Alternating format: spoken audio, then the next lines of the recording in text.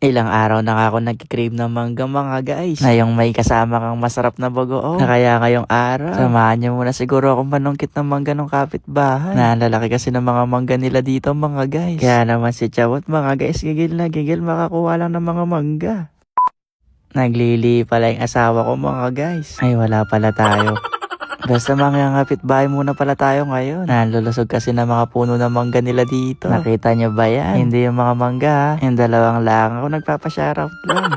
Kaya siguro yung dalawang langaw na lang yung susungkitin ko dito no mga guys. Pero di ko naman kinikrave yung langaw. Sabi ko naman sa inyo mangga yung kinikrave ko. Kaya mangga yung susungkitin ko dito. Ang bigat nga ng isang mangga. Na kaya pala mga guys, malaki rin siya sa personal. Na parang mas malaki pa sa mukha ko. Na seryoso mga guys, malaki talaga siya. Na ngayon lang yata ako nakawak ng gantong kalaking mangga. Nasa malayuan kasi, parang ang liit lang. Kaya nung nalaman kong malalaki mga mangga dito, gigil na talaga akong lahat makuha yung mga mangga mga guys.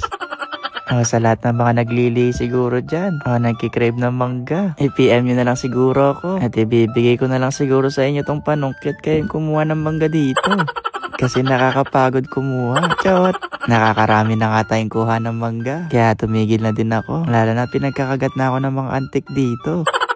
At saka dumating na din yung may-ari. Ang bait nga niya. Kasi pati puno pinapadala niya na sa akin mga guys. Nanaya naman ako. Sabi ko okay lang. Balik na lang ulit ako kapag namunga na ulit yung mangga. Chot! Dahil marami ang kinuha ko. Kasi hindi nga lang din ako nagkikrave ng mangga dito. Lahat kami nagkikrave. Kaya kada isa sa amin mga guys merong isang mangga. Kaya tara na, mukbangin na natin to. Tara syempre, bago natin to mukbangin, kailangan natin ng masarap na sausawan. Na kayo ba, ano bang gusto nyo sinasawsaw sa mangga? Kasi kung ako yung tatanungin, ay wala kang palang gustong magtanong. Basta kung ako, mas masarap talaga siyang isawsaw sa bagoong. Yung bang bagoong na nakagisa, yung bang medyo manamis-namis na medyo maalat. Na ewan, hindi ko mapaliwanag kung ano ba yung lasa yun. Basta naglagay pa nga kami ng kape para nga makuha namin yung gusto naming lasa na bagoong. Nakasunod nga ang ketchup. Medyo matagal din pala lutuin yung bagoong mga guys. Na siguro hihintayin pa natin to ng kalahating oras bago maluto. Kaya habang naghihintay, nagsimula na nga rin kami magbalat dito ng mga mangga.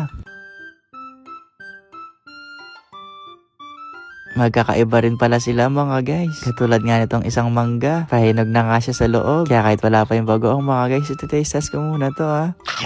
Na grabe mga guys, ang tamis naman nun. Pero syempre mas masarap to. Nanaluto na kayong bagoong natin mga guys. At na-plating na rin natin dito yung mga mangga. Na kaya naman tara, kain tayo ng mangga mga guys. Akong late mo nga tumapanood. Bahala ka dyan kasi gabi na. At wala ka nang mahanap ng mangga ng gantong oras. Naglagay pa nga akong extrang sili. Tinatlo ko na para I love you. Eto na pala yung mangga natin mga guys. Taste test na natin to. Ano pa hinihintay mo dyan? Kuha ka na dito. Kurot ka na lang dyan siguro sa cellphone.